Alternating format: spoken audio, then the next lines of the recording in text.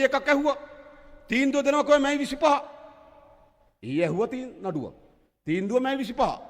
බලාගෙන ඉන්න අප්පුඩි ගහන්න. මැයි 25. මෙහෙමයි කරන්නේ. එතකොට මොකද වෙන්නේ? එතකොට ඒගොල්ලෝ කලබල වෙනවා. ඒගොල්ලෝ කලබල වෙන්න ඕන. ඇයි? හොරකම් කරපු කෙනා තමයි තරම දන්නේ. එයා තමයි යා පස්සේ එන බව දන්නේ. ඉතින් කට්ටිය කලබල වෙලා තියෙනවා. කලබල වෙලා මොකද කරන්නේ? මේ රටේ මහජනයාගේ හොරකම් කරපු දේපලත් මහජනයාගේ හොරකම් කරපු දේපලත් හොරකම් කරපුවාට දඬුවම් ලබා දීම මේ රටේ ජනතාවගේ අපේක්ෂාව. එහෙම නේද? ඒකනේ තියෙන්නේ. දැන්ටමත් අපි ටොරින්ටන් වල එක ගයක් ඊයේ මන් දැක්ක අල්ලස් කොමිසමේ තීරණයක් ගත්තා විකුණන්න බෑ. කරුණා කරලා ගත්තු විදිය කියන්න. ගත්තු විදිය කියන්න බැරි නම් ඒ දීපල ආණ්ඩුවට ගන්නවා. කතරගම ගයක් තිබ්බා. විශාල මාලිගාවක් කතරගම තිබ්බා. අයිතිකාරයෝ නේ ආණ්ඩුව පවර ගත්තා. දැන් ඔරුතොට ගයක් තියෙනවා. ඔරුතොට ගයටත් කියනවා අයිතිකාරයෙක් නෑ කියලා. තාම හොයනවා. අයිතිකාරයත් හොයා ගන්නවා. දේපලත් ආණ්ඩුවට ගන්නවා. මල්වානේ අක්‍රදාසක ඉඩමත් දේපලත් ආණ්ඩුවට අරන් තියෙනවා. මේ අත්පත් කරගන්න ඕන. මහජනගේ දේපල හොරකම් කරලා එක්රැස් කරන් තියෙන ධනය යලි ලබා ගැනීමේ ව්‍යායාමයට මේ ආණ්ඩුව පනපවලා තියෙනවා. අපිට වැඩ ටිකක් කරන්න තිබුණා. එක අපේ අල්ලස්සෝ දූෂණ කොමිසම සභාව ශක්තිමත් කරන්න ඕනකම තිබුණා. ඒකට තිබුණු කාර්යාලය ඉඩ මදි. ෆයිල් ටික තියාගන්න විදියක් නැහැ. අපි මොකද කරේ? කාර්යාලයක් දුන්නා. මොකද කාර්යාලයට දුන්නේ? හිටපු ඇමති කෙනෙක්ගේ ගයක්. අද අල්ලස් කොමිසම තියෙන්නේ ඇමතිවරුන්ගේ ගෙවල් වල. අර කාපු බීපු ගෙදරම ඇවිල්ලා දැන් යන්න පුළුවන්.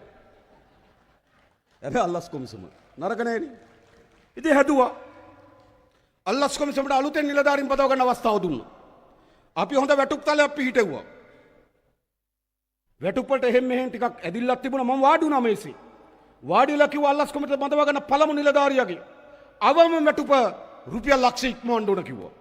එහෙම නැත්නම් දක්ෂ තරුණයා එන්නේ නැහැ මේ වැඩේට. 1,04,000ක් ආරම්භක වැටුප තියලා විමර්ශන නිලධාරීන් 1,04,000ක ආරම්භක වැටුපක් තියලා විමර්ශන නිලධාරීන් බඳව ගන්න අවසර දුන්නා. අලුත් විමර්ශන නිලධාරීන් බඳව ගන්න. කාර්යාලය හදලා දෙනවා. දැන් වැඩ ටික පටන් අරන් තියෙනවා. දැන් නඩු ගොඩක් පැවරෙනවා. ඊට පස්සේ කිව්වා පනත් වල හයියමදි කිව්වා.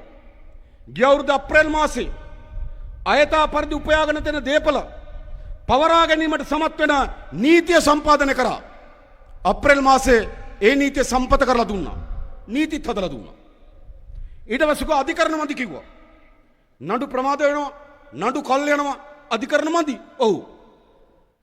අධිකරණත් හදලා දුන්නා. ඒවත් කොහෙද? හිටපු ඇමතුරුන්ගේ ගෙවල් වල. දැන් හිටපු සෞඛ්‍ය ඇමතිගේ නඩුව යන්නේ ඇමතිගේ ගෙදර. ඉස්සලා කාපු වීපු තැන දැන් විත්ති කූඩුවේ. වේගෙන් නඩු ටික අහනවා. මේ මැයි මාසෙට විතරක් මම දැක්කා ප්‍රධාන දූෂිත දේශපාලකයන්ගේ නඩු 15ක් මේ මැයි මාසෙට විතරක්. සමහර ඒවා ප්‍රධාන දූෂිත චෝදනා නඩු 10ක් අපරාධ චෝදනා නඩු 5ක් සහිත නඩු 15ක් මේ මැයි මාසේ අධිකරණ හමුවේ තියෙනවා. අප්‍රේල් 30 එකක් ඇහුවා. තීන්දුව දෙනවා කොහේ මැයි 25. ඊයේ ඇහුවා නඩුව. තීන්දුව මැයි 25. බලාගෙන ඉන්න අප්පුඩි ගහන්න. මැයි 25. මෙහෙමයි කරන්නේ. එතකොට මොකද වෙන්නේ? එතකොට ඒගොල්ලෝ කලබල වෙනවා. ඒගොල්ලෝ කලබල වෙන්න ඕන. ඇයි? හොරකම් කරපු කෙනා තමයි තරම දන්නේ. එයා තමයි යා පස්සේ එන බව දන්නේ. ඉතින් කට්ටිය කලබල වෙලා තියෙනවා. කලබල වෙලා මොකද කරන්නේ? ආණ්ඩුව වට්ටනවා, හෙට වට්ටනවා, මාසෙම වට්ටනවා, මේ 21 වට්ටනවා, අප්‍රේල් වට්ටනවා. කීයක් කිව්වද? දෙසැම්බර් වට්ටනවා. මොකද මේ වෙලා තියෙන්නේ? එහෙම වට්ටන්න බෑ. එහෙම වට්ටන්න ඉඩ දෙනවද? මොකද කියන්නේ? එහෙම වට්ටන්න ඉඩ දෙනවද? නෑ, මේ ජනතාවගේ ආණ්ඩුවක් මතක තබා ගන්න. අපි ආණ්ඩුව හදනකොටත් වඩා වැඩියෙන් ජනතාවගේ විශ්වාසයේ එදිනෙදා ගන්න හැම තීන්දුවකින්ම වැඩි කරගන්න ආණ්ඩුවක් මේ හදලා තියෙන්නේ. ආණ්ඩුවක් මේ පාලන කාලේ තව අපිට අවුරුදු 3මාරක් තියෙනවා.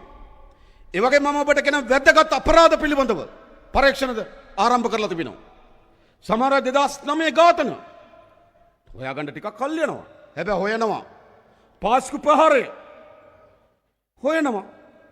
අදත් එහි පරීක්ෂණ නිලධාරියෙක් ලංකාවෙන් එළියේ ඉන්නේ පරීක්ෂණ සඳහා ගිහිල්ලා. මත තබා ගන්න. හොයනවා. හොයලා මොකද කරන්නේ? මේ කිසිදු දූෂණයක්, මේ කිසිදු අපරාධයක්, මේ කිසිදු ඝාතනයක් කාලේ වැලිතලාවෙන් යට වෙන්න ජාතික ජනබලවේගයේ ආණ්ඩුව ඉඩ නොතබන බව මම තමුන්නාන්සේලාට කියනවා. මේ රටේ සියලු ජනතාවට ඒත්තු ගන්නන්න පුළුවන් මේ 2026 වසරේ ඉතිරි මාස කිහිපය කියලා කියන්නේ ලංකාවේ නීතියේ විධානයේ ආධිපත්‍ය පිළිබඳව වංචනිකයන් දූෂිතයන් අපරාධකරුවන්ට දඬුවම් ලබා දීම පිළිබඳව ඉතිහාසයේ වැදගත්ම ලියවෙන මාස කිහිපය තමයි මේ ගත වෙමින් තිබෙන්නේ. වැදගත් තීන්දුව කිහිපයක්. අපි බලන්නේ එයා ජනාධිපතිද? එයා ජනාධිපතිගේ බිරිඳද? එයා ජනාධිපතිගේ මල්ලිද? එයා ජනාධිපතිගේ අයියාද? එයා ජනාධිපතිගේ මස්සිනාද? එයා ජනාධිපතිගේ අයියාගේ පුතාද? මෙහෙම තමයි ලිස්ට් එකේ ඉන්නේ හොඳේ. හරිද? අපි ඒව බලන්නේ. අදත් රාජපක්ෂලා දෙන්නේ 3 දිනකට වරෙන්තු. අපි කියන ගමට ඡන්දෙ ඉල්ලන්න කලින් එන්න කියන්න වරෙන්තු කාර්යය ගෙනත් දෙන්න කියන්න. වරෙන්තු. විශාලතම හොරකම් කරපු කෙනා එන්නේ අධිකරණයට. එක්ක කොන්ද කැඩුනා කියනවා, එක්ක පුටුවේ වැටුණා කියනවා, එක්ක බෙල්ල ගැස්සිලා කියනවා. මත තබාගෙන වරෙන්තු ගන්නවා. වරෙන්තු අරගෙන රෙඩ් නෝටිස් නිකුත් කරලා හරි ඒගොල්ලෝ ලංකාවට ගෙනල්ලා නඩු අහනවා. ඒකටයි මේ ජනවරම ලබා දීලා තියෙන්නේ. ඉතින් ඒගොල්ලෝ කලබල වෙනවා. ඒගොල්ලෝ කලබල වෙන්න ඕන. ඒගොල්ලෝ කලබල වෙන්නේ නැත්නම් මොකද වෙන්නේ? ජනතාව කලබල වෙන්න. නෑ ජනතාව කලබල වෙන්න ඕනේ. ජනතාව ආශිර්වාද කරන්න ඕන. ජනතාව සහාය දෙන්න ඕන. ජනතාව ඔල්වරසන්න ගන්න ඕන. ජනතාව ප්‍රීති ഘോഷණ ගන්න ඕන. ලංකාවේ දූෂිතයන්ට දඬුවම් දෙන ආණ්ඩුවක් හැදිලා තියෙනවා. මේක අපි කරනවා. අපි ආර්ථිකය හදනවා. ප්‍රජාතන්ත්‍රවාදය හැම කෙනාටම අයිති තියෙනවා. ඕතර රැස්වීම් තියන්න. ඕනතරම් කෑ ගහන්න. ඕනතරම් උද්ඝෝෂණය කරන්න. ප්‍රමිතියට අනුව උද්ඝෝෂණය කරන්න. මම කලින් කිව්වා. සටන් කරන්න. අපි කැමතියි. අපි කැමතියි. හැබැයි අපි දන්නවා ඕනෑම වෙලාවක ලක්ෂ සංඛ්‍යාත ජනතාවක් මේ ආණ්ඩුව වෙනුවෙන් පාරට බහින්න සූදානම් බවක් ඒ හැමදේනම තේරුම් ගන්න ඕනකම තිබෙනවා. ලක්ෂ සංඛ්‍යාත ජනතාවක් මේ ආණ්ඩුව වෙනුවෙන් එයි. මේ ආණ්ඩුව මගේ ආණ්ඩුවක්ද?